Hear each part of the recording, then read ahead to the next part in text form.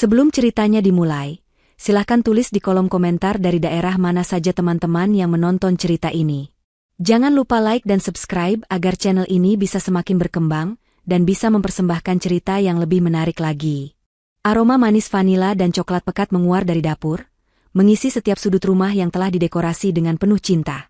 Vanessa bergerak dengan luwes, tangannya yang terampil menghias lapisan terakhir kue ulang tahun untuk Ryan, suaminya. Bukan kue dari toko ternama, melainkan kue yang ia buat dengan tangannya sendiri sejak subuh tadi. Setiap adukan adonan, setiap lelehan coklat, adalah representasi dari 8 tahun cintanya pada pria itu. Hari ini, Ryan genap berusia 32 tahun, dan Vanessa ingin semuanya sempurna. Balon-balon berwarna perak dan hitam, warna favorit Ryan, melayang anggun di langit-langit ruang tengah. Sebuah spanduk sederhana bertuliskan, "Selamat ulang tahun ke-32 suamiku tercinta," tergantung rapi di dinding, hasil karyanya semalam suntuk. Meja makan panjang sudah tertata dengan taplak bersih dan piring-piring cantik, siap menampung hidangan lezat yang juga ia masak sendiri. Baginya, kebahagiaan Ryan adalah segalanya, dan ia tidak pernah setengah-setengah dalam mewujudkannya. Sambil merapikan serpihan coklat di pinggiran kue, benaknya melayang pada awal pertemuan mereka. Ryan, seorang pemuda ambisius dengan senyum menawan yang mampu meluluhkan hatinya seketika. Vanessa, putri tunggal dari seorang pengusaha sukses, jatuh cinta bukan pada harta atau status Ryan, melainkan pada semangat dan janji masa depan yang terpancar dari matanya. Ia ingat betul bagaimana ayahnya dulu sempat meragukan Ryan, menyebutnya terlalu berambisi dan mungkin punya niat terselubung. Tapi cinta Vanessa lebih kuat dari keraguan manapun. Ia membela Ryan, meyakinkan keluarganya bahwa pria itu tulus. Dan selama bertahun-tahun, Ryan seolah membuktikan bahwa pilihan Vanessa tidak salah. Ia bekerja keras di perusahaan warisan ayah Vanessa, menapaki jenjang karir hingga akhirnya menduduki kursi CEO. Mereka membangun rumah ini bersama, mengisi setiap ruangannya dengan tawa dan mimpi. Foto-foto pernikahan mereka, liburan mereka ke Eropa, dan momen-momen kecil lainnya terpajang rapi di dinding, menjadi saksi bisu perjalanan cinta yang ia kira akan abadi. Sebuah pelukan hangat dari belakang membuyarkan lamunannya. Aroma parfum Ryan yang maskulin langsung menyergap indranya. "Selamat pagi, istriku yang paling hebat," bisik Ryan tepat di telinganya, disusul sebuah kecupan lembut di pipi. Vanessa tersenyum, membalikkan badan dan melingkarkan tangannya di leher suaminya. "Selamat pagi, sayang. Dan selamat ulang tahun," balasnya sambil menatap lekat wajah tampan itu. Ryan tertawa kecil, matanya menyapu seluruh ruangan yang sudah tertata indah. "Kau melakukan semua ini sendirian? Kau luar biasa, Van. Aku tidak tahu harus bagaimana membalas semua ini." Vanessa menggeleng pelan. "Melihatmu bahagia saja sudah cukup untukku. Cepat mandi, sebentar lagi aku siapkan sarapan kesukaanmu." Ryan mengangguk, mencuri satu kecupan lagi di bibir Vanessa sebelum melangkah menuju kamar mandi. Hati Vanessa menghangat. Inilah hidup yang selalu ia impikan. Suami yang mencintainya, rumah yang nyaman, dan kebahagiaan yang terasa begitu nyata. Keraguan ayahnya dulu terasa begitu konyol sekarang. Ryan adalah pria yang baik, suami yang setia. Setidaknya, itulah yang ia yakini sepenuh hati. Setelah Ryan masuk ke kamar mandi, Vanessa kembali ke dapur untuk menyiapkan sarapan. Namun, suara getaran ponsel di atas meja makan menghentikan langkahnya. Itu ponsel Ryan. Biasanya Vanessa tidak pernah peduli. Ia sangat menghargai privasi suaminya. Tapi entah kenapa, kali ini ada dorongan aneh untuk melihatnya. Mungkin karena getarannya yang terus-menerus, seolah ada sesuatu yang mendesak. Dengan ragu, ia melirik ke arah layar yang menyala. Sebuah notifikasi pesan terpampang di sana, dari kontak yang disimpan dengan nama, "Proyek Penting." Jantung Vanessa seketika berdebar kencang saat membaca baris pertama pesan itu. "Gak sabar untuk malam ini, sayang. Semua akan berakhir sesuai rencana kita." Kata, "sayang," itu terasa seperti jarum yang menusuk langsung ke ulu hatinya. Dunianya yang terasa sempurna beberapa detik lalu, kini mulai retak. Siapa yang mengirim pesan seperti ini pada suaminya? Proyek pekerjaan macam apa yang menggunakan panggilan mesra seperti itu? Ribuan pertanyaan berkecamuk di kepalanya. Tangannya gemetar, napasnya terasa sesak. Ia ingin sekali membuka ponsel itu, membaca seluruh percakapan mereka, membongkar kebohongan apapun yang mungkin ada di sana. Tapi suara gemericik air dari kamar mandi berhenti, menyadarkannya. Ryan akan segera keluar. Dengan cepat, Vanessa memalingkan wajah, berpura-pura sibuk dengan piring sarapan.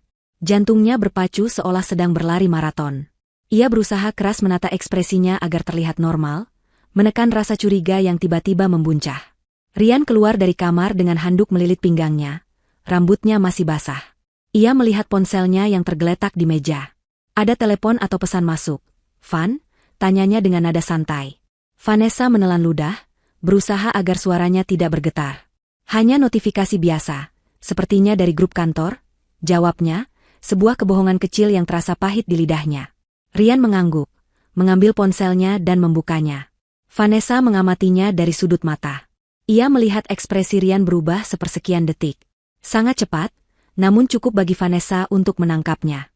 Ada kilat panik di matanya, sebelum ia berhasil menguasai diri dan kembali memasang wajah tenang. "Benar, hanya urusan kantor yang tidak penting," katanya sambil meletakkan ponsel itu dengan layar menghadap ke bawah. Sikap defensif yang tidak biasa. Vanessa tahu ada yang disembunyikan darinya. Namun, demi pesta malam ini, demi hari spesial suaminya, ia memilih untuk menelan kembali racun kecurigaan itu. Ia memaksakan seulas senyum, meyakinkan dirinya sendiri bahwa semua ini hanya salah paham. Malam ini harus menjadi malam yang indah. Ia tidak akan membiarkan pikiran buruk merusaknya. Namun jauh di lubuk hatinya, sebuah retakan kecil telah muncul, dan ia takut retakan itu akan membesar hingga menghancurkan segalanya. Sore menjelang malam, rumah Vanessa dan Rian mulai ramai oleh para tamu. Alunan musik jazz yang lembut mengalun dari pengeras suara, menciptakan suasana yang hangat dan akrab. Vanessa, dalam balutan gaun berwarna biru malam yang elegan, menyambut setiap tamu dengan senyum ramah yang tak lepas dari wajahnya. Ia adalah tuan rumah yang sempurna, memastikan semua orang merasa nyaman, menyajikan minuman, dan berbincang ringan. Namun di balik senyum itu, hatinya terasa gelisah. Bayangan pesan singkat di ponsel Rian tadi pagi terus menghantuinya. Setiap kali melihat Rian tertawa bersama teman-temannya, sebagian dari dirinya bertanya-tanya, tawa itu tulus untuk siapa? Untuknya? Atau untuk si proyek penting? Ia berusaha keras menepis pikiran itu, fokus pada perannya malam ini. Keluarga besarnya datang lebih dulu. Ayah dan ibunya memeluknya erat, memuji betapa cantiknya putri mereka dan betapa indahnya pesta yang ia siapkan. "Ayah bangga padamu, Nak. Kau benar-benar istri yang berbakti," ujar ayahnya, sebuah pujian yang entah kenapa terasa sedikit menyakitkan saat ini. Tak lama kemudian, keluarga Rian tiba. Berbeda dengan keluarganya yang hangat, keluarga Rian selalu terasa lebih formal dan kaku. Ibunya, seorang wanita parubaya yang selalu tampil dengan perhiasan mencolok, memandang berkeliling dengan tatapan menilai. "Pestanya sederhana sekali ya, Vanessa," komentarnya dengan senyum tipis yang tidak sampai ke mata. Vanessa hanya tersenyum menanggapinya. "Yang penting kebersamaannya, Ma." Sejak awal pernikahan, ia tidak pernah benar-benar bisa akrab dengan ibu mertuanya. Selalu ada jarak, selalu ada perasaan bahwa ia tidak cukup baik untuk putra kebanggaan mereka. Rian yang melihat kedatangan keluarganya segera menghampiri, memeluk ibu dan ayahnya, lalu menyapa saudara-saudaranya. Vanessa melihat bagaimana Rian seolah berubah menjadi orang lain di dekat keluarganya. Lebih serius, lebih menjaga citra. Interaksi mereka terasa seperti sebuah pertunjukan yang sudah dilatih dengan baik. Di tengah keramaian, pintu depan kembali terbuka. Seorang wanita dengan gaun merah menyala yang sangat kontras dengan suasana pesta melangkah masuk. Rambutnya yang panjang tergerai indah, riasannya tebal dan sempurna, dan senyumnya merekah saat matanya menemukan sosok Rian. Jantung Vanessa seolah berhenti berdetak. Ia mengenali wanita itu. Siska. Teman lamanya dari masa kuliah, seseorang yang sudah bertahun-tahun tidak ia temui. Kenapa dia ada di sini? Seingatnya, ia tidak memasukkan nama Siska ke dalam daftar undangan. Rian yang melihat Siska langsung menghampirinya, memberikan pelukan singkat yang menurut Vanessa terlalu akrab untuk teman yang lama tak berjumpa. "Siska, kau datang juga akhirnya," sapa Rian dengan antusias. Siska tertawa, suara tawanya terdengar sedikit melengking. "Tentu saja aku datang, Rian. Mana mungkin aku melewatkan hari spesialmu." Tatapan mereka bertemu sesaat, dan Vanessa melihat ada sesuatu di sana. Sebuah kilatan pemahaman, sebuah rahasia bersama yang tidak bisa ia mengerti. Siska kemudian berjalan menghampiri Vanessa, senyumnya masih terpasang sempurna. "Vanessa, apa kabar? Ya ampun, kau tidak banyak berubah ya. Tetap sederhana seperti dulu," katanya sambil memeluk Vanessa. Pelukan itu terasa dingin dan palsu. Kata, "sederhana," yang ia ucapkan terdengar seperti sebuah hinaan. "Aku baik, Siska. Aku tidak tahu kalau Rian mengundangmu," balas Vanessa, berusaha menjaga nada suaranya tetap ramah. "Oh, Rian memang spesial mengundangku. Katanya, malam ini akan ada kejutan besar. Aku jadi tidak sabar," jawab Siska sambil mengedipkan sebelah matanya ke arah Rian. Jantung Vanessa kembali berdebar tak karuan. Kejutan besar? Kenapa ia sebagai istri tidak tahu apa-apa tentang ini? Rasa cemas yang sejak pagi ia coba tekan, kini mulai merayap naik, melilit perutnya hingga terasa mual. Ia merasa seperti orang asing di pestanya sendiri. Semua orang tampak bahagia, tertawa, dan menikmati hidangan, sementara ia berdiri di tengah-tengah mereka dengan topeng senyum dan hati yang hancur berkeping-keping. Ia mencoba mengalihkan perhatian, berbincang dengan beberapa teman dekatnya, menanyakan kabar anak-anak mereka, atau sekadar membahas pekerjaan. Tapi matanya tak bisa lepas dari gerak-gerik Rian dan Siska. Mereka memang tidak berdiri berdekatan, seolah sengaja menjaga jarak. Tapi Vanessa bisa melihatnya. Pandangan curi-curi yang mereka lemparkan satu sama lain. Senyum kecil yang muncul di bibir Rian saat melihat Siska tertawa bersama tamu lain. Semua itu adalah potongan puzzle yang mulai membentuk sebuah gambaran mengerikan di benaknya. Ia butuh udara segar. Dengan alasan ingin memeriksa hidangan di dapur, ia melangkah menjauh dari keramaian. Di dapur yang sepi, ia bersandar di meja, memejamkan mata sejenak dan mencoba bernapas dengan teratur. "Tenang, Vanessa, tenang. Mungkin kau hanya terlalu banyak berpikir," bisiknya pada diri sendiri. Tapi ia tahu, firasatnya jarang salah. Sesuatu yang sangat buruk akan terjadi malam ini. Saat ia hendak kembali ke ruang tengah, langkahnya terhenti di dekat taman samping. Dari jendela, ia bisa melihat ibu mertuanya sedang berbincang serius dengan adik perempuan Rian. Penasaran, ia sedikit mendekat, berusaha menangkap percakapan mereka. "Sabar saja, sebentar lagi anakku akan mendapatkan semua yang seharusnya jadi miliknya," bisik ibu mertuanya dengan nada penuh keyakinan. "Semua penderitaannya bersama perempuan kampung itu akan berakhir malam ini." Kalimat itu menghantam Vanessa seperti sambaran petir. Perempuan kampung? Apakah yang mereka maksud adalah dirinya? Mendapatkan semua yang seharusnya jadi miliknya? Apa maksudnya? Tubuhnya terasa lemas, lututnya gemetar. Topeng yang ia kenakan sepanjang malam akhirnya retak. Ini bukan lagi sekadar firasat. Ini adalah konspirasi. Dan ia, sang pemeran utama, adalah satu-satunya orang yang tidak tahu skenario apa yang menantinya. Dinding dapur yang dingin terasa menopang tubuh Vanessa yang lemas. Kata-kata ibu mertuanya terngiang-ngiang di telinganya, berputar seperti kaset rusak.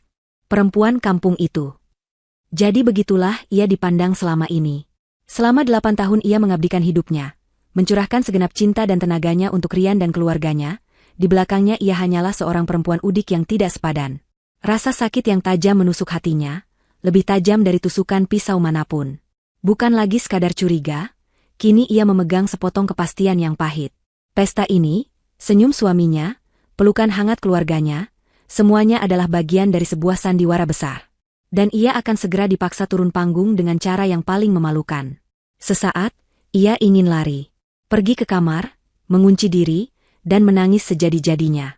Membiarkan mereka semua melanjutkan pertunjukan busuk mereka tanpanya.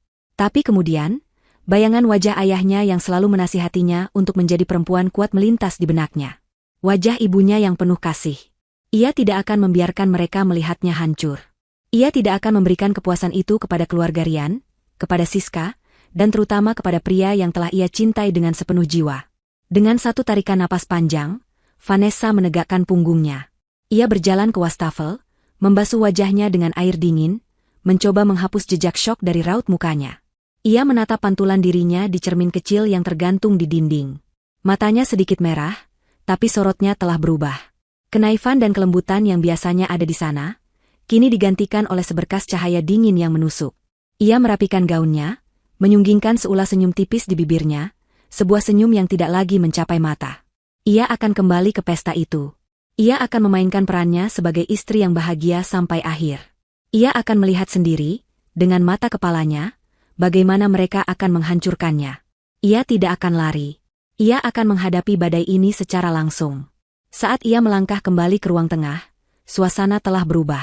Musiknya sedikit lebih kencang, tawa para tamu lebih riuh. Tidak ada yang menyadari kepergian singkatnya, atau jika ada, mereka tidak peduli. Ia melihat Rian sedang dikelilingi teman-temannya, tertawa terbahak-bahak seolah tanpa beban. Melihatnya sekarang, tawa itu terdengar kosong dan palsu. Tiba saatnya acara puncak. Lampu ruangan sedikit diredupkan, menciptakan suasana yang lebih intim. Dengan senyum yang telah ia latih di depan cermin, Vanessa berjalan ke dapur dan keluar sambil mendorong troli kecil berisi kue ulang tahun buatannya. 32 batang lilin kecil berkelip-kelip di atasnya, cahayanya menari-nari di wajah para tamu yang kini berkumpul melingkar. Semua mata tertuju padanya, pada kue itu, pada simbol perayaan yang sebentar lagi akan menjadi saksi kehancurannya. Ia memimpin lagu, "Selamat Ulang Tahun," dengan suara yang berusaha ia jaga agar tetap stabil. Para tamu ikut bernyanyi, bertepuk tangan meriah. Ia melihat Rian memejamkan mata, membuat permohonan, sebelum meniup semua lilin dalam satu hembusan napas. Sorak-sorai kembali terdengar. Rian memotong potongan kue pertama dan, sesuai tradisi, menyuapkannya pada Vanessa. Vanessa menerima suapan itu, merasakan manisnya kue yang kini terasa seperti racun di lidahnya. Ia memaksakan diri untuk menelan sambil tersenyum. "Sebelum suamiku tercinta memberikan sambutan, izinkan aku mengatakan beberapa patah kata," ujar Vanessa, suaranya terdengar jelas dan tenang melalui mikrofon yang diberikan oleh pembawa acara. Semua hening, menatapnya. Ia menatap Rian, senyumnya masih terpasang. "Sayang, 8 tahun yang lalu aku menyerahkan hatiku padamu, dan tidak pernah sekalipun aku menyesalinya. Kau adalah pasanganku, sahabatku, dan duniaku. Kau mengajariku banyak hal, tentang cinta, tentang kesabaran, dan yang terpenting, tentang kepercayaan." Ia berhenti sejenak, membiarkan kata, kepercayaan, menggantung di udara. Ia melihat Siska yang berdiri di sudut ruangan, menyeringai tipis. "Aku berterima kasih untuk setiap tawa, setiap dukungan, dan setiap hari yang kita lalui bersama. Aku berdoa, di usiamu yang baru ini, kau akan selalu mendapatkan kebahagiaan yang pantas kau dapatkan. Selamat ulang tahun, Rian. Aku mencintaimu." Para tamu bertepuk tangan, beberapa teman wanitanya tampak terharu. Rian tersenyum dan memeluknya singkat, pelukan yang terasa hampa dan dingin. Kini giliran Rian. Ia mengambil alih mikrofon, berdiri di tengah ruangan dengan penuh percaya diri. Ia terlihat tampan dan berkarisma, persis seperti pria yang membuat Vanessa jatuh cinta dulu. "Terima kasih semuanya, terima kasih sudah datang. Dan terima kasih untukmu, Vanessa, atas semua persiapan dan kata-kata manismu." Ia memulai pidatonya dengan lancar, berterima kasih pada keluarga, teman, dan kolega bisnisnya. Ia berbicara tentang pencapaiannya, tentang kerja kerasnya, tentang visinya untuk masa depan. Vanessa hanya berdiri diam di sampingnya, mendengarkan setiap kata dengan hati yang beku. Ia bukan lagi seorang istri yang bangga, melainkan seorang penonton yang menunggu adegan klimaks. Dan adegan itu pun tiba. Setelah beberapa menit berbicara, senyum Rian tiba-tiba memudar, digantikan oleh ekspresi dingin dan angkuh yang membuat suasana seketika berubah. Ia menatap lurus ke depan, menghindari mata Vanessa. "Malam ini memang sangat spesial," lanjutnya, nadanya berubah menjadi serius dan berat. "Karena di malam ini, saya tidak hanya merayakan ulang tahun, tapi juga merayakan kebebasan saya." Suasana yang tadinya riuh mendadak hening. Para tamu saling berpandangan, bingung dengan arah pidato Rian. Ayah Vanessa mengerutkan kening, sementara ibunya menatap dengan cemas. Hanya keluarga Rian dan Siska yang tampak tenang, seolah mereka tahu persis apa yang akan terjadi selanjutnya. Kebebasan? Kebebasan dari apa? Atau, lebih tepatnya, dari siapa? Keheningan yang mencekam menyelimuti ruangan. Kata, kebebasan, dari bibir Rian menggema di telinga semua orang, terasa janggal dan tidak pada tempatnya. Para tamu yang tadinya tersenyum, kini memasang wajah bingung, berbisik-bisik pelan, mencoba menerka apa yang sedang terjadi. Vanessa hanya berdiri diam, jantungnya berdebar begitu kencang seolah akan meledak, namun wajahnya tetap tenang. Ia sudah menduga ini akan terjadi, tapi menghadapinya secara langsung ternyata jauh lebih menyakitkan. Ia merasakan tatapan puluhan pasang mata tertuju padanya, sebagian kasihan, sebagian penasaran. Rian menikmati momen itu. Ia membiarkan ketegangan memuncak, seolah menyukai peran sebagai sutradara dalam drama yang ia ciptakan sendiri. Kemudian, dengan gerakan teatrikal, ia mengulurkan tangannya ke arah Siska yang berdiri di antara kerumunan. "Dan kebebasan ini tidak akan berarti tanpa seseorang yang telah menunjukkan padaku arti cinta yang sesungguhnya," ujar Rian dengan suara lantang. "Siska, kemarilah." Semua mata kini beralih pada Siska. Wanita bergaun merah itu tersenyum penuh kemenangan, seolah inilah momen yang telah ia tunggu-tunggu seumur hidupnya. Dengan langkah angkuh, ia berjalan melewati para tamu yang memberinya jalan, menuju ke sisi Rian. Ia sengaja melewati Vanessa, memberinya lirikan merendahkan sebelum akhirnya berdiri di samping Rian dan menggenggam erat tangan yang terulur untuknya. Sebuah gasp kolektif terdengar dari para tamu. Banyak dari mereka adalah teman bersama Vanessa dan Siska dari masa kuliah. Mereka tahu persis siapa Siska. Melihatnya berdiri di sana, menggandeng suami sahabatnya sendiri, adalah sebuah pemandangan yang surreal dan menjijikan. Ayah Vanessa langsung berdiri, wajahnya memerah karena amarah. "Rian, apa-apaan ini?" bentaknya, suaranya bergetar. Namun, Ibu Vanessa menahannya, memohon dengan isyarat mata agar suaminya tidak membuat keributan lebih besar. Sementara itu, Ibu Rian hanya duduk dengan senyum puas di wajahnya. Ini adalah kemenangannya. Rian mengangkat tangannya yang bebas, meminta perhatian.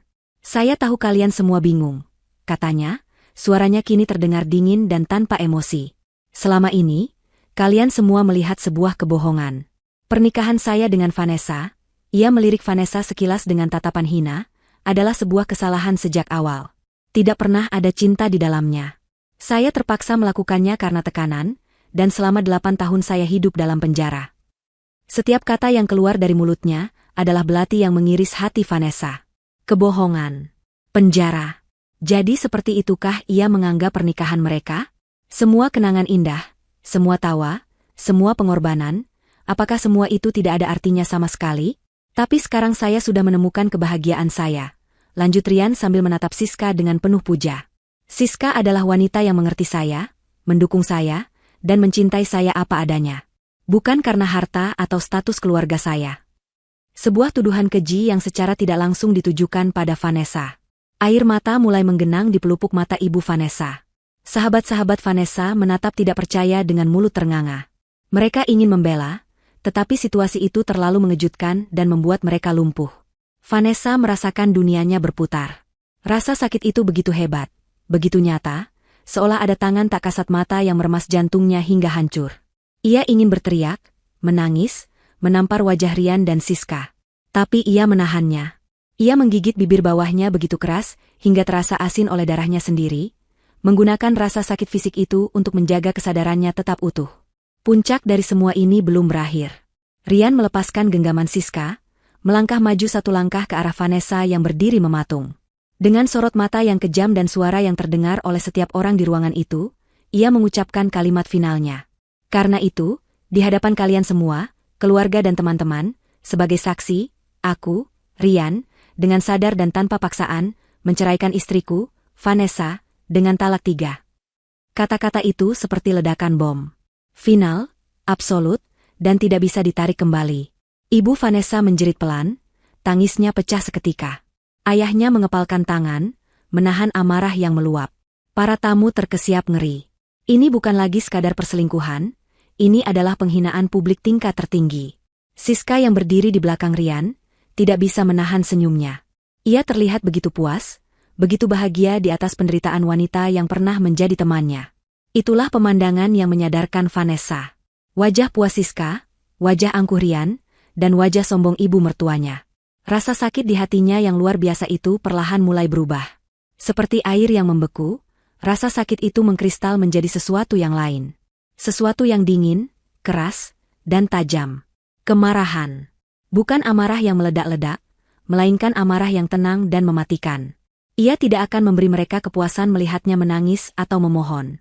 Tidak akan. Ia menarik napas dalam-dalam, merasakan kekuatan baru mengalir di dalam dirinya.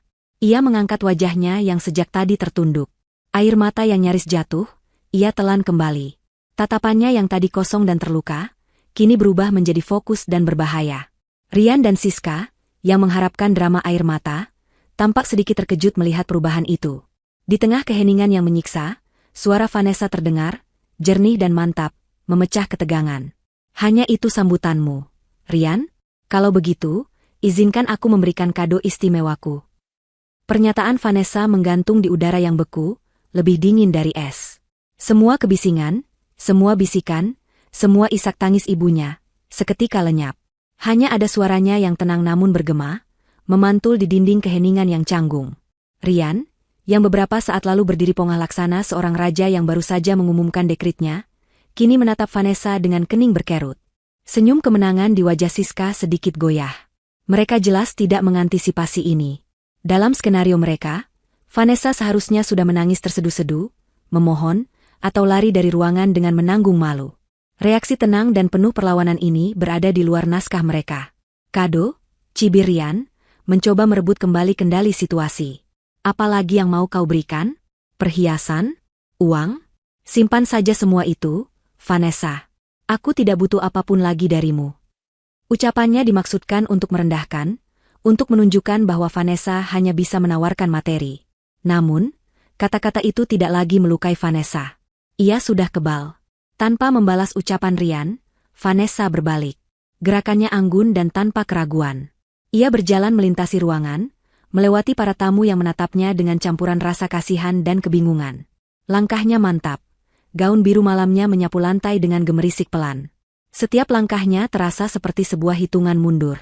Ia tidak menuju pintu keluar, melainkan ke sebuah meja di sudut ruangan yang dipenuhi tumpukan kado dari para tamu. Ada kotak-kotak beraneka ukuran yang dibungkus kertas warna-warni, dihiasi pita-pita cantik. Namun, mata Vanessa tertuju pada satu kotak yang paling besar, terbungkus kertas perak yang mewah dengan sebuah pita hitam besar di atasnya, serasi dengan tema dekorasi. Kado itu darinya, untuk Rian. Ia meletakkannya di sana tadi pagi, dengan hati yang penuh cinta semu. Kini, ia akan mengambilnya kembali dengan hati yang dipenuhi perhitungan dingin. Para tamu berbisik, bertanya-tanya apa isinya. Mungkin sebuah lukisan mahal, atau jam tangan mewah edisi terbatas. Sesuatu yang akan membuat penolakan Rian terlihat lebih dramatis. Vanessa tiba di depan meja kado.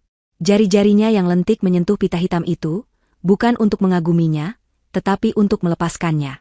Ia menarik simpulnya dengan satu gerakan halus. Kemudian, dengan sangat perlahan, ia mengangkat tutup kotak itu. Keheningan di ruangan semakin pekat saat semua orang menahan napas, mencoba mengintip isinya. Tidak ada boks jam tangan berlogo mewah. Tidak ada kain beludru penyangga perhiasan. Yang ada di dalamnya adalah benda-benda yang aneh, dan tidak pada tempatnya untuk sebuah kado ulang tahun. Sebuah proyektor mini berwarna putih, sebuah remote control, dan sebuah map dokumen tebal berwarna biru tua, dijilid dengan rapi seperti sebuah laporan resmi. Rian dan Siska saling berpandangan, kerutan di dahi mereka semakin dalam. Rasa bingung mereka kini mulai tercampur dengan sebersit rasa was-was. Ini aneh. Ini di luar rencana. Vanessa mengeluarkan ketiga benda itu dan meletakkannya di atas meja. Ia mengambil proyektor mini itu, berjalan ke meja kopi di tengah ruangan, dan meletakkannya dengan presisi.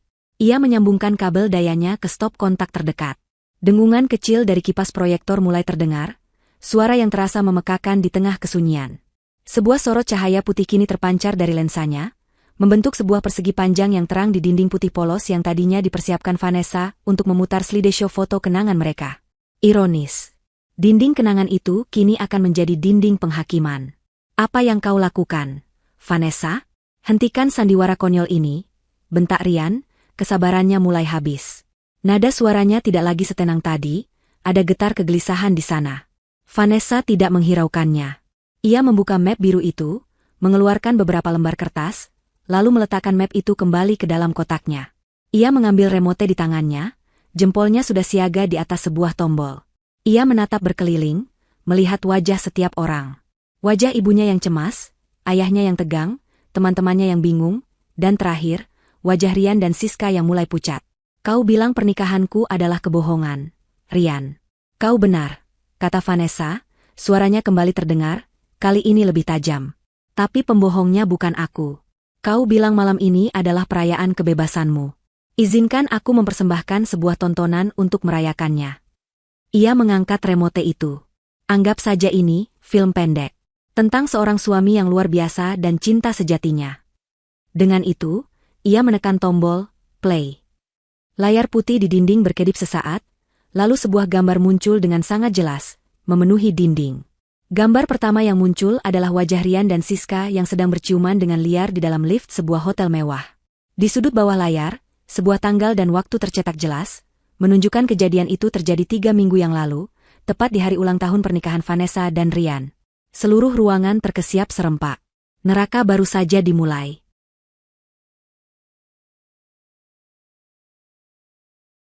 Pekikan ngeri dan napas yang tertahan terdengar dari seluruh penjuru ruangan. Gambar diam di dinding itu terasa lebih menusuk daripada 1000 kata makian. Wajah Rian, yang beberapa menit lalu begitu angkuh, kini seputih kertas. Keringat dingin mulai membasahi pelipisnya. Di sampingnya, Siska membeku, senyum kemenangannya lurus ketika, digantikan oleh ekspresi panik dan tidak percaya. Ia seolah lupa cara bernapas. Bagaimana mungkin? Siapa yang mengambil foto itu? Itulah pertanyaan yang tergambar jelas di wajah mereka. Tapi Vanessa tidak memberi mereka waktu untuk berpikir. Ia menekan tombol berikutnya di remote, dan gambar diam itu berubah menjadi video yang bergerak. Video pertama adalah kompilasi rekaman dari kamera CCTV lobi hotel. Terlihat Rian dan Siska, pada tanggal yang berbeda-beda selama 6 bulan terakhir, berjalan mesra sambil bergandengan tangan, check-in di meja resepsionis, dan tertawa bersama saat menunggu lift. Ini bukan kesalahan sesaat. Ini adalah perselingkuhan yang rutin, terencana, dan dilakukan tanpa rasa bersalah. Para tamu mulai berbisik dengan suara keras. Tatapan mereka beralih dari layar ke Rian dan Siska, penuh dengan rasa jijik dan penghinaan. Video berikutnya berganti. Lokasinya di sebuah kafe yang nyaman. Sudut pengambilannya dari seberang meja, seolah direkam diam-diam oleh seseorang yang duduk di sana. Suara percakapan mereka terdengar sangat jernih. Dia benar-benar membuatkanmu kue ulang tahun lagi tahun ini, suara Siska terdengar, nada mengejeknya begitu kentara. Di layar, Rian tertawa sambil menyeruput kopinya. Tentu saja, dia kan istri yang sempurna. Biarkan saja dia sibuk di dapur. Anggap saja itu pesta perpisahan untuknya, dia hanya belum tahu kalau pestanya untukku dan dirimu. Gelak tawa mereka berdua memenuhi ruangan, terdengar begitu kejam dan menyakitkan. Ibu Vanessa terisak semakin keras, sementara ayahnya mengepalkan tangan begitu erat hingga buku-buku jarinya memutih. Rekaman terus berlanjut, menampilkan adegan lain. Kali ini audio dari dalam mobil Rian. Kau sudah pastikan semua aset aman? Tanya Siska.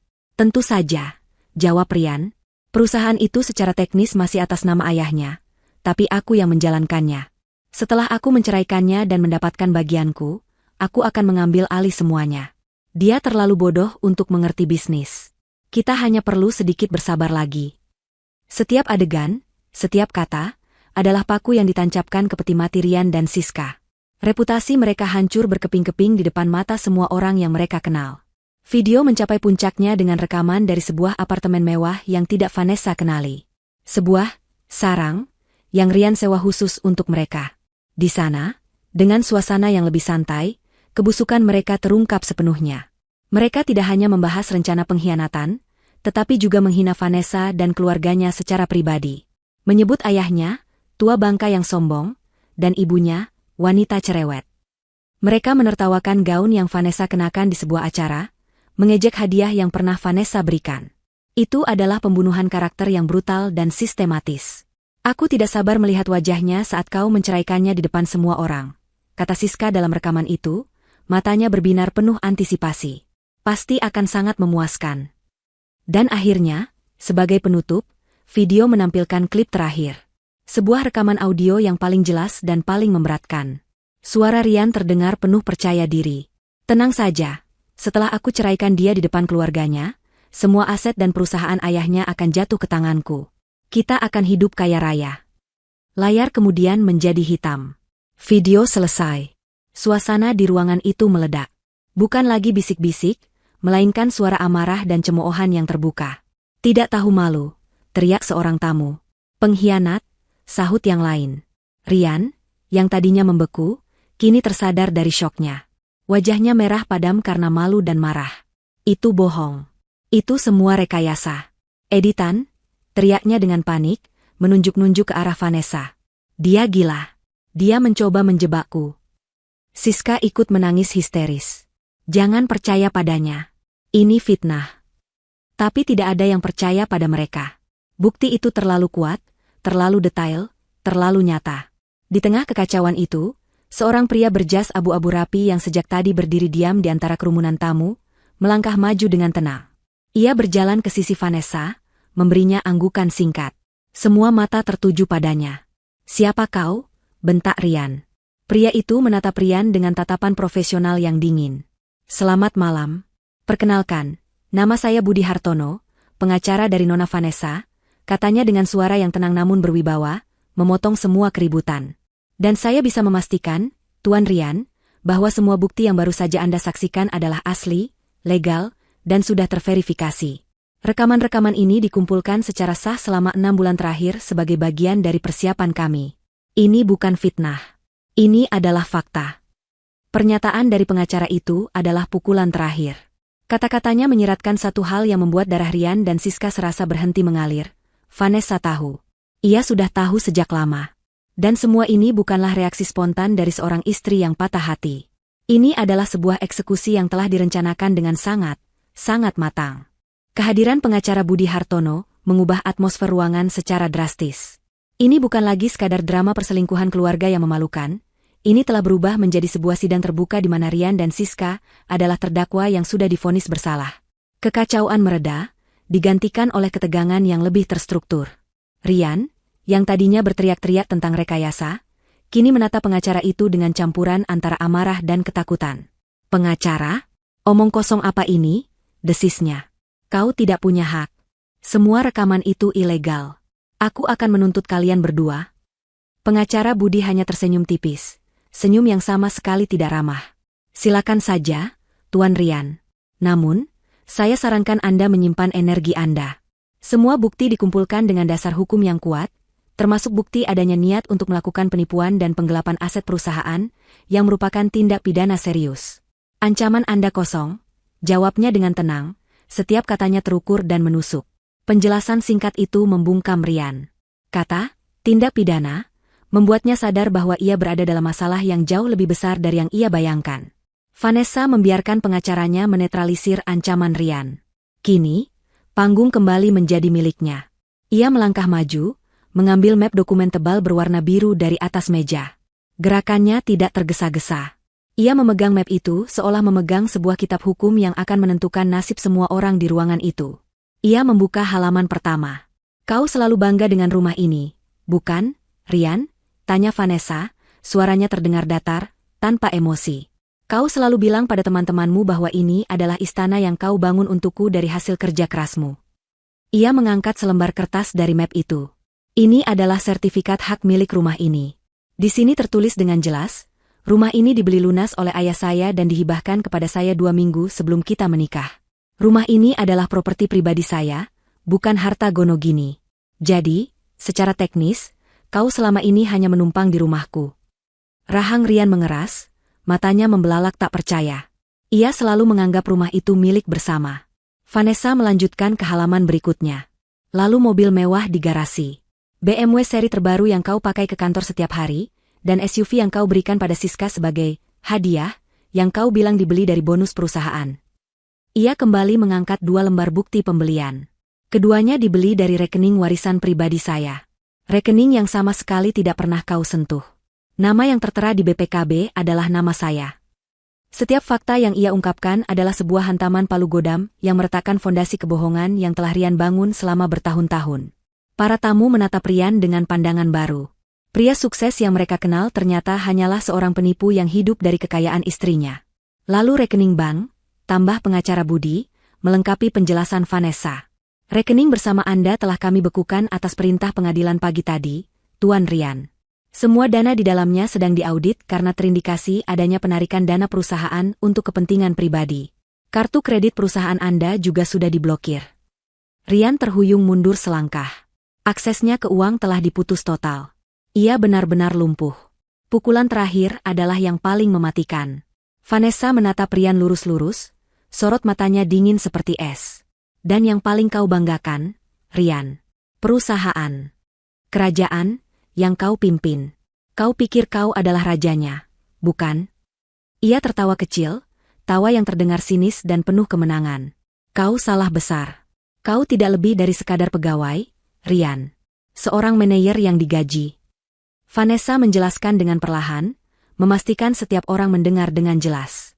Saat ayahku pensiun, beliau tidak sebodoh itu menyerahkan seluruh kerja keras hidupnya pada orang lain, bahkan menantunya sendiri.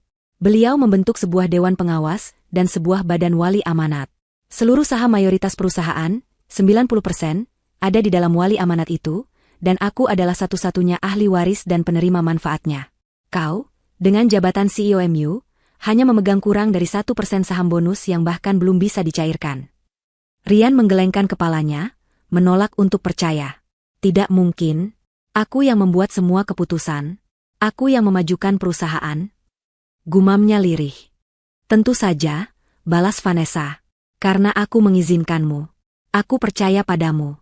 Aku pikir kau bekerja untuk masa depan kita bersama. Ternyata, kau bekerja untuk masa depanmu sendiri bersama wanita ini. Ia melirik Siska dengan jijik. Tapi semua permainanmu sudah berakhir.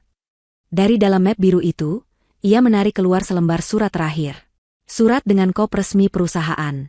Sebagai pemegang saham mayoritas dan ketua Dewan Pengawas yang baru, jabatan yang resmi kuambil alih dalam rapat Dewan Darurat minggu lalu, rapat yang tidak kau hadiri karena kau bilang sedang dinas luar kota, padahal kau berlibur dengan Siska di Bali. Ia berhenti sejenak, membiarkan Rian mencerna informasi itu. Dengan ini, aku menyatakan bahwa kau, Rian, dipecat dari posisimu sebagai CEO, efektif saat ini juga. Karena pelanggaran berat terhadap etika, penyalahgunaan wewenang, dan tindakan yang merugikan perusahaan. Ia meletakkan surat pemecatan itu di atas meja, tepat di depan Rian. Sebuah titik di akhir kalimat panjang penderitaannya. Napas Rian tersengal. Wajahnya kini bukan lagi pucat, melainkan abu-abu seperti mayat. Ia telah kehilangan segalanya. Istrinya, rumahnya, mobilnya, uangnya, dan kini, satu-satunya hal yang menjadi sumber kebanggaannya, pekerjaannya. Ia benar-benar tidak punya apa-apa lagi. Vanessa menatap suaminya, atau lebih tepatnya, mantan suaminya, yang kini hancur lebur di hadapannya. Ia tidak merasakan kasihan. Yang ia rasakan hanyalah kelegaan. Selamat ulang tahun yang ke-32, Rian, ucapnya dengan suara dingin yang menusuk. Kadoku untukmu adalah kebebasan yang kau inginkan. Kebebasan dari semua tanggung jawab. Kebebasan dari semua kemewahan. Selamat menikmati kemiskinanmu. Keheningan pasca pernyataan Vanessa terasa berat dan absolut. Setiap orang di ruangan itu seolah berubah menjadi batu. Menyaksikan Rian yang berdiri terdiam, tubuhnya bergetar hebat. Pikirannya tidak mampu memproses rentetan kehancuran yang terjadi begitu cepat. 1 jam yang lalu, ia adalah seorang CEO sukses yang merayakan ulang tahunnya, siap mencampakkan istrinya demi kehidupan baru yang gemilang. Sekarang, ia adalah seorang pengangguran miskin yang tidak punya apa-apa selain pakaian yang melekat di badannya. Realitas itu menghantamnya dengan kekuatan brutal, dan penyangkalannya meledak menjadi amarah yang membabi buta.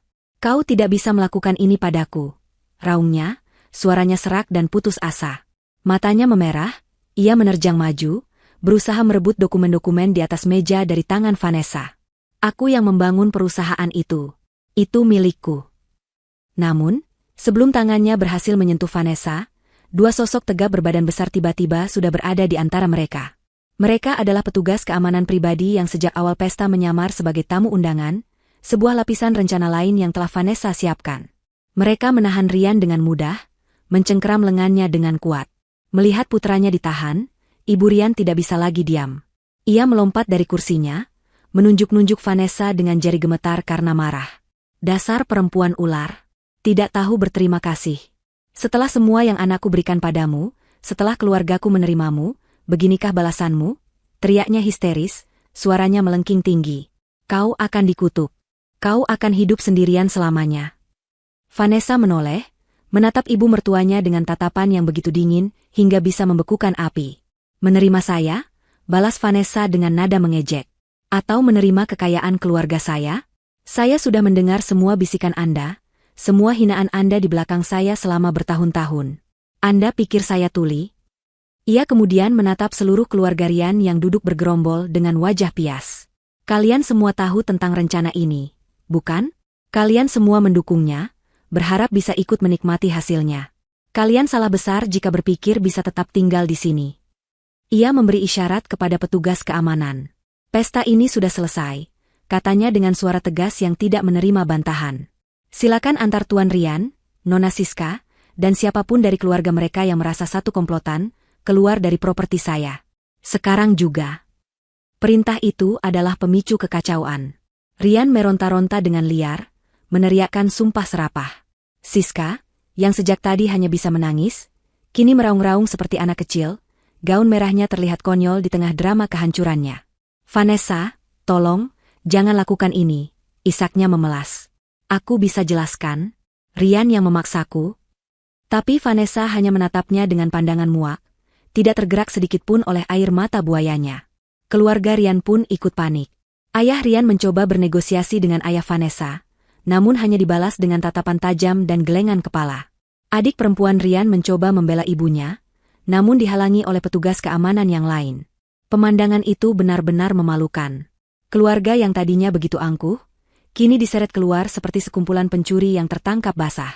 Para tamu undangan lain menyingkir, memberi jalan, wajah mereka menunjukkan campuran antara kengerian dan kepuasan. Ini adalah karma yang terjadi secara instan. Petugas keamanan menyeret Rian, Siska, dan keluarga inti Rian menuju pintu depan. Mereka tidak diizinkan mengambil apapun. Dompet, ponsel, kunci mobil, semuanya tertinggal di dalam. Mereka akan diusir hanya dengan apa yang mereka kenakan. Rian terus berteriak, mengancam akan menuntut dan membalas dendam. Siska menangis tanpa henti, riasannya luntur berantakan di wajahnya. Ibu Rian masih memekikkan kutukan. Mereka didorong keluar melewati pintu depan yang megah, dan terhuyung-huyung di teras. Beberapa tamu yang mengikutinya hingga ke pintu, menyaksikan pemandangan menyedihkan itu di bawah cahaya lampu taman. Pintu mulai ditutup perlahan. Di celah terakhir sebelum pintu benar-benar tertutup, Rian menatap Vanessa dengan mata penuh kebencian. Dalam upaya terakhirnya untuk melukai wanita yang telah menghancurkannya, ia berteriak dengan sekuat tenaga, "Kau akan menyesal, Vanessa. Kau akan mati sendirian." Pintu belum sepenuhnya tertutup. Vanessa melangkah maju, menatap balik mata Rian dari celah pintu yang sempit. Dengan suara yang tenang namun terdengar oleh semua orang di dekatnya, ia memberikan balasan terakhirnya. "Oh, aku tidak akan menyesal," katanya, "tapi kau akan menghabiskan sisa hidupmu untuk menyesali malam ini." Dan dengan itu, ia mendorong pintu hingga tertutup rapat. Suara klik dari kunci yang diputar terdengar begitu definitif, mengakhiri 8 tahun pernikahannya dan memulai babak baru dalam hidupnya. Di luar, suara teriakan Rian perlahan meredup, ditelan oleh malam. Di dalam, keheningan yang baru dimulai. Suara kunci yang diputar di pintu depan bergema di seluruh ruangan, menandai sebuah akhir yang absolut. Untuk beberapa saat setelahnya, tidak ada yang bergerak atau bersuara. Para tamu yang tersisa, mereka yang merupakan sahabat sejati dan keluarga Vanessa, berdiri terpaku, memproses adegan pengusiran dramatis yang baru saja mereka saksikan. Udara yang tadinya pekat oleh amarah dan konfrontasi, kini terasa kosong dan aneh. Di tengah keheningan itu, Vanessa bersandar sejenak di pintu kayu yang kokoh, seolah pintu itu adalah satu-satunya hal yang menopangnya agar tidak rubuh. Adrenalin yang selama beberapa jam terakhir membuatnya tetap tegar kini mulai surut, meninggalkan rasa lelah yang luar biasa, baik secara fisik maupun emosional. Ia memejamkan matanya, menarik satu napas panjang yang bergetar. Ia berhasil. Ia telah melewati badai itu. Ia tidak hancur. Ia selamat. Keheningan itu pecah saat ibunya berlari menghampirinya, disusul oleh ayahnya. Namun, reaksi mereka bukanlah yang ia duga. Tidak ada isak tangis pilu atau tatapan kasihan. Ibunya memeluknya dengan erat, sebuah pelukan yang menyalurkan kekuatan dan kelegaan. "Ya Tuhan, Nak, kamu baik-baik saja?" bisiknya. Suaranya masih serak karena tangis sebelumnya. Vanessa mengangguk dalam pelukan ibunya. Kemudian, ayahnya meletakkan tangannya di bahu Vanessa, tatapannya penuh dengan kebanggaan yang tak terhingga. "Ayah selalu tahu kau perempuan yang kuat, tapi malam ini, kau melebihi semua bayangan ayah. Ayah sangat bangga padamu," ujarnya dengan suara berat yang tulus. Kata-kata itu, pengakuan dari ayahnya, terasa seperti balsem yang menyembuhkan luka-luka tak kasat mata di hatinya. Itu adalah validasi yang ia butuhkan.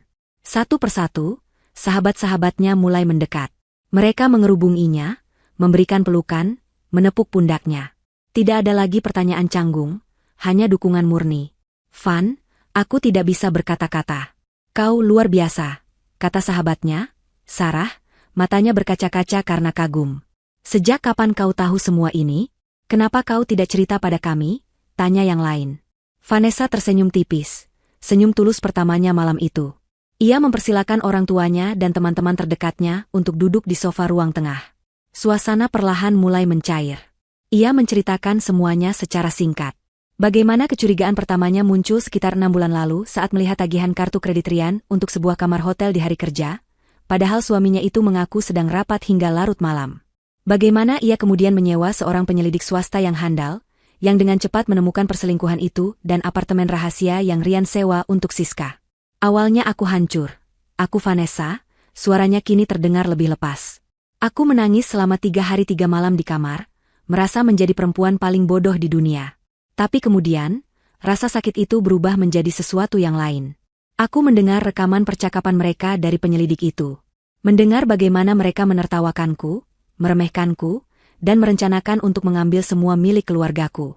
Saat itulah aku sadar, menangis tidak akan menyelesaikan apa-apa. Pria itu dan wanita itu tidak pantas mendapatkan air mataku. Mereka pantas mendapatkan balasan. Ia kemudian menjelaskan bagaimana ia menghubungi pengacara Budi Hartono, seorang teman lama ayahnya yang terkenal tajam dan teliti. Bersama-sama, mereka menyusun strategi. Mereka bekerja dalam diam, mengamankan semua aset, memindahkan kepemilikan saham, dan mengumpulkan semua bukti yang diperlukan. Pesta ulang tahun ini adalah panggung yang Rian siapkan untuk menghancurkannya, dan Vanessa memutuskan untuk menggunakan panggung yang sama untuk menjadi sutradaranya. Semua orang yang mendengarkan cerita itu hanya bisa menggelengkan kepala, takjub pada ketelitian dan kekuatan mental Vanessa. Ia bukan korban yang pasrah, ia adalah seorang ahli strategi yang mengubah tragedi menjadi kemenangan. Pengacara Budi Hartono menghampirinya, menyerahkan sebuah map. Semua sudah selesai, Bu Vanessa. Surat pemecatan resmi akan dikirim ke alamat baru Tuan Rian besok, begitu kami melacak keberadaannya. Laporan polisi mengenai percobaan penipuan juga akan kami proses secepatnya. Jelasnya secara profesional. Anda telah menangani ini dengan sangat baik. Vanessa menjabat tangannya dengan erat. Terima kasih atas segalanya, Pak Budi. Setelah pengacaranya pamit, suasana menjadi lebih santai. Namun, sisa-sisa pesta yang gagal masih terlihat di mana-mana. Kue ulang tahun yang baru terpotong sedikit, balon-balon yang melayang lesu, dan hidangan prasmanan yang masih utuh. Jadi, apa yang akan kita lakukan dengan semua ini? Tanya salah seorang temannya, menunjuk ke arah meja makan. Tiba-tiba, Sarah, sahabatnya, berdiri dengan semangat. Tunggu dulu. Di sini ada makanan enak, musik yang bagus, dan yang terpenting, seorang wanita hebat yang baru saja memenangkan kembali hidupnya. Menurutku, ini alasan yang jauh lebih baik untuk sebuah perayaan daripada ulang tahun seorang pengkhianat, usulnya. Ide itu disambut dengan sorak-sorai setuju. Suasana yang tadinya muram kini berubah menjadi ceria. Seseorang mengganti alunan musik jazz yang lembut dengan lagu pop yang lebih bersemangat. Mereka membuang angka 32 dari atas kue dan memotongnya untuk dinikmati bersama.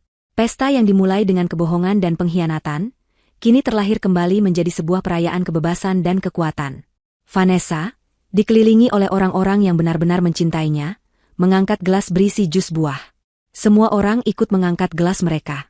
Aku tidak akan bersulang untuk masa lalu, katanya. Matanya berbinar menatap wajah-wajah tulus di sekelilingnya. Aku bersulang untuk pengkhianatan yang membuka mata. Untuk rasa sakit yang melahirkan kekuatan. Dan untuk awal yang baru bagi kita semua. Bersulang. Gelas-gelas berdenting, diikuti oleh tawa dan sorak-sorai yang tulus. Malam itu, di tengah reruntuhan pernikahannya, Vanessa tidak meratapi apa yang hilang. Ia merayakan apa yang telah ia temukan, dirinya sendiri. 6 bulan telah berlalu sejak malam yang mengubah segalanya. Musim telah berganti, begitu pula dengan kehidupan Vanessa. Rumah yang tadinya terasa dingin dan penuh kenangan pahit, kini telah ia dekorasi ulang. Warna-warna cerah dan perabotan modern menggantikan gaya klasik pilihan Rian. Foto-foto pernikahan mereka telah lama lenyap, digantikan oleh lukisan-lukisan abstrak dan foto-foto perjalanannya bersama para sahabat. Rumah itu kini benar-benar menjadi cerminan dirinya. Kuat, independen, dan penuh warna. Namun, perubahan terbesar terjadi bukan di dalam rumahnya, melainkan di dalam gedung pencakar langit tempat perusahaan ayahnya beroperasi. Di plakat nama yang terpasang di pintu ruang rapat Dewan Direksi, kini tertera nama, Vanessa, Chairwoman CEO. Ia tidak hanya mengambil alih jabatan itu, ia benar-benar menghidupinya. Pagi ini, ia sedang memimpin rapat penting mengenai rencana ekspansi perusahaan ke pasar Asia Tenggara. Ia berdiri di ujung meja panjang, mempresentasikan data dan proyeksi dengan percaya diri. Penampilannya pun berubah. Rambutnya dipotong lebih pendek dengan gaya yang tegas, dan ia mengenakan setelan blazer yang menunjukkan aura profesionalisme dan kekuasaan. Tidak ada lagi jejak istri lembut dan penurut yang dulu ia perankan. Proyeksi laba kuartal ketiga kita sangat menjanjikan, namun saya melihat ada potensi risiko di sektor logistik. Saya ingin tim operasional menyiapkan 3 rencana kontingensi sebelum akhir bulan, ujarnya dengan suara yang tenang namun tegas. Para kepala divisi, pria-pria yang usianya jauh di atasnya, mengangguk patuh dan hormat. Mereka telah belajar dengan cepat untuk tidak meremehkannya. Awalnya, Beberapa dari mereka skeptis, menganggapnya hanya sebagai putri pemilik yang tidak tahu apa-apa. Namun, dalam 6 bulan, Vanessa membuktikan bahwa ia mewarisi kecerdasan bisnis ayahnya, dipadukan dengan ketelitian dan inovasi modern yang menjadi ciri khasnya. Ia berhasil mengamankan 2 kontrak besar yang sebelumnya selalu gagal dinegosiasikan oleh Ryan. Ia tidak hanya menyelamatkan perusahaan, ia membuatnya terbang lebih tinggi. Setelah rapat selesai, ia kembali ke ruangannya yang luas dengan jendela besar yang menyuguhkan pemandangan kota. Ia duduk di kursi kebesarannya, kursi yang tadinya diduduki Ryan, namun kini terasa pas untuknya. Ia bukan lagi bayang-bayang suaminya, ia adalah pusat dari dunianya sendiri. Sore harinya, dalam perjalanan pulang, ia memutuskan untuk mampir di sebuah kafe untuk bersantai sejenak. Saat ia sedang menikmati kopi sambil membaca buku, matanya tanpa sengaja menangkap pemandangan yang familiar di seberang jalan. Di depan sebuah pegadaian, berdiri 2 sosok yang tampak lusuh dan letih. Ryan dan Siska. Vanessa nyaris tidak mengenali mereka. Ryan, yang dulu selalu tampil necis dengan setelan mahal, kini mengenakan kemeja kusam yang kusut dan celana jeans pudar. Tubuhnya terlihat lebih kurus, dan wajahnya yang dulu tampan kini dihiasi guratan stres dan kelelahan. Siska, yang dulu glamor dengan gaun dan riasan sempurna, kini terlihat pucat dengan pakaian murah dan rambut yang diikat seadanya. Cinta sejati yang dulu mereka agung-agungkan tampaknya tidak mampu bertahan dari gempuran kemiskinan. Mereka sedang bertengkar hebat. Vanessa tidak bisa mendengar apa yang mereka katakan, tapi gestur mereka sudah cukup menjelaskan. Siska tampak menangis sambil menunjuk-nunjuk sebuah benda di tangan Ryan, mungkin perhiasan terakhir yang bisa mereka jual. Ryan membentaknya dengan marah, mendorong bahu Siska hingga wanita itu terhuyung. Pemandangan itu begitu menyedihkan. Kisah cinta mereka yang dibangun di atas pengkhianatan, berakhir di pinggir jalan yang berdebu. Vanessa mengamati mereka selama beberapa detik. Anehnya, ia tidak merasakan apa-apa. Tidak ada amarah, tidak ada dendam, bahkan tidak ada rasa puas. Yang ada hanyalah kehampaan, seolah ia sedang melihat 2 orang asing yang tidak pernah menjadi bagian dari hidupnya. Mereka begitu kecil, begitu tidak berarti. Kemenangan sejatinya bukanlah saat ia melihat mereka menderita. Kemenangan sejatinya adalah saat ia menyadari bahwa penderitaan mereka tidak lagi penting baginya. Dengan tenang, ia mengalihkan pandangannya kembali ke bukunya, menyeruput kopinya. Beberapa menit kemudian, ia bangkit, membayar tagihannya, dan berjalan keluar dari kafe.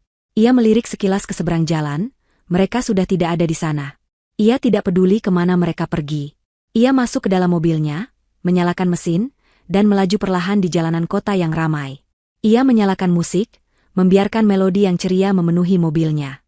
Ia melihat pantulan dirinya di kaca spion. Seorang wanita yang tersenyum. Seorang wanita yang utuh. Ia tidak lagi merayakan ulang tahun suaminya. Mulai sekarang, setiap hari adalah perayaan hari kelahirannya kembali sebagai seorang ratu di kerajaannya sendiri. 5 tahun adalah waktu yang panjang sekaligus singkat. Cukup panjang untuk menyembuhkan luka yang paling dalam, membangun kembali fondasi yang hancur, dan menumbuhkan sesuatu yang baru dan kokoh di atasnya. Namun juga cukup singkat sehingga gema dari 1 malam yang menentukan itu masih sesekali terdengar, bukan sebagai jeritan yang menyakitkan, melainkan sebagai pengingat bisu akan perjalanan yang telah dilalui. Di lantai 40 sebuah gedung pencakar langit yang berkilauan di jantung ibu kota, Vanessa menatap cakrawala senja. Langit berwarna oranye keunguan, memantulkan sinarnya pada gedung-gedung kaca di sekelilingnya, menciptakan pemandangan yang spektakuler. Di belakangnya, di atas meja konferensi dari kayu mahoni yang besar, tergeletak sebuah kontrak yang baru saja ditandatangani. Sebuah kesepakatan merger dengan perusahaan multinasional dari Jepang, sebuah pencapaian yang akan melambungkan nilai perusahaannya ke level yang belum pernah terbayangkan sebelumnya, bahkan di masa kejayaan ayahnya. Ini adalah kemenangan terbesarnya sejauh ini, buah dari kerja keras, negosiasi alot selama berbulan-bulan, dan visi yang tajam. Pintu ruangannya terbuka pelan. Ayahnya masuk, senyum bangga terukir jelas di wajahnya yang kini dihiasi lebih banyak kerutan. Mereka baru saja menelepon, katanya, suaranya syarat dengan kekaguman. Pihak dari Tokyo sangat terkesan denganmu. Mereka bilang mereka belum pernah bertemu dengan negosiator secerdas dan setangguh dirimu. Vanessa tersenyum, senyum yang tulus dan sedikit lelah. Aku belajar dari yang terbaik, jawabnya, menatap ayahnya dengan penuh kasih. Ayahnya menggeleng. Tidak, nak. Kau tidak hanya melanjutkan warisanku, kau telah melampauinya. Kau membangun sesuatu yang bahkan lebih besar. Ibumu dan aku tidak bisa lebih bangga lagi. Mereka berdiri berdampingan dalam diam selama beberapa saat, memandangi kota yang mulai menyalakan lampu-lampunya. Malam yang menentukan 5 tahun lalu itu terasa seperti terjadi di kehidupan orang lain. Vanessa yang sekarang, wanita yang berdiri tegak sebagai salah satu pemimpin bisnis paling disegani di negeri ini, sangat berbeda dari istri naif yang sibuk membuat kue ulang tahun. Malam itu, ia tidak langsung pulang. Ia pergi makan malam bersama orang tuanya dan beberapa sahabat terdekatnya di sebuah restoran yang tenang dan elegan. Tidak ada lagi perayaan yang hingar-bingar. Ia lebih menyukai ketenangan sekarang. Sarah, sahabatnya, mengangkat gelasnya. Untuk Vanessa, sang ratu Midas yang baru. Semua yang disentuhnya berubah menjadi emas. Candanya, yang disambut tawa hangat dari yang lain. Hentikan, Sar, kata Vanessa sambil tertawa. Ini semua kerja tim. Obrolan mereka mengalir ringan, tentang pekerjaan, liburan, dan gosip-gosip kecil. Namun di tengah tawa itu, Vanessa tahu ada pertanyaan yang tak terucapkan di benak mereka. Apakah ia bahagia? Apakah ia sudah menemukan seseorang yang baru? Jawabannya kompleks. Ia bahagia, sangat bahagia. Tapi kebahagiaannya tidak lagi bersumber dari validasi seorang pria. Ia menemukan kebahagiaan dalam memecahkan masalah bisnis yang rumit, dalam melihat karyawannya sejahtera, dalam perjalanan solo yang ia lakukan ke tempat-tempat baru, dan dalam kehangatan malam seperti ini, dikelilingi oleh orang-orang yang tulus menyayanginya. Ia pernah berkencan beberapa kali, bertemu dengan pria-pria baik dan sukses. Tapi ia tidak terburu-buru. Standarnya bukan lagi tentang cinta yang membutakan, melainkan tentang kemitraan yang setara. Ia tidak lagi mencari seseorang untuk melengkapi dirinya, karena ia sudah utuh. Di sela-sela menyantap hidangannya, benaknya melayang sejenak. Ia bertanya-tanya, apa kabar mereka sekarang? Rasa penasaran itu bukan lagi didasari oleh amarah atau keinginan untuk melihat mereka menderita, melainkan lebih seperti seorang sejarawan yang melihat kembali tokoh-tokoh dari masa lalu yang terlupakan. Ia sudah lama tidak mendengar kabar apapun tentang mereka. Setelah malam pengusiran itu, berita tentang Rian dan Siska menjadi buah bibir selama beberapa bulan. Rian mencoba menuntutnya dengan tuduhan pencemaran nama baik. Namun kasus itu dimentahkan oleh pengadilan karena bukti-bukti yang dimiliki Vanessa terlalu kuat. Justru, Rian yang nyaris terjerat kasus pidana percobaan penipuan, namun Vanessa, melalui pengacaranya, memutuskan untuk tidak melanjutkannya. Bukan karena kasihan, tetapi karena ia tidak ingin namanya terus-menerus dikaitkan dengan pria itu. Penjara adalah hukuman yang terlalu mudah. Kehidupan yang harus mereka jalani setelahnya, itulah hukuman yang sesungguhnya. Dan setelah itu, nama mereka perlahan lenyap, ditelan oleh berita-berita baru dan kesibukan dunia. Di sudut lain kota yang sama, di sebuah apartemen sempit dengan dinding yang catnya mulai mengelupas, Siska menatap pantulan dirinya di cermin yang retak. Wajahnya, yang dulu menjadi aset terbesarnya, kini terlihat kuyu. Lingkaran hitam di bawah matanya tidak bisa lagi ditutupi oleh riasan murah yang ia kenakan. Di usianya yang menginjak 37 tahun, ia bekerja sebagai resepsionis di sebuah klinik kecantikan kecil dengan gaji pas-pasan. Setiap hari ia harus tersenyum pada wanita-wanita kaya yang datang untuk perawatan, menelan ludah pahit saat melihat tas bermerek dan perhiasan yang mereka kenakan. Benda-benda yang dulu hampir menjadi miliknya. Hubungannya dengan Rian hancur berkeping-keping tidak lama setelah mereka menjadi gelandangan. Cinta yang mereka kira begitu membara ternyata, padam seketika saat dihadapkan pada kenyataan pahit tanpa uang. Mereka saling menyalahkan, bertengkar hebat setiap hari, hingga akhirnya berpisah dengan penuh kebencian. Hari ini, saat sedang menunggu bus di halte, ia melihat sampul sebuah majalah bisnis terkemuka. Wajah Vanessa terpampang di sana, tersenyum percaya diri dengan tajuk utama, wanita paling berpengaruh tahun ini. Siska meremas majalah itu dalam hati. Rasa iri yang begitu pekat rasa membakar dadanya. Ia membenci Vanessa bukan lagi karena Rian, tapi karena Vanessa memiliki semua yang ia inginkan dan semua yang telah ia sia-siakan. Ia mengorbankan persahabatan, harga diri, dan masa depannya hanya untuk menjadi ratu sesaat di kerajaan pria yang ternyata dibangun di atas pasir. Sebuah kesalahan yang harus ia bayar setiap hari selama sisa hidupnya.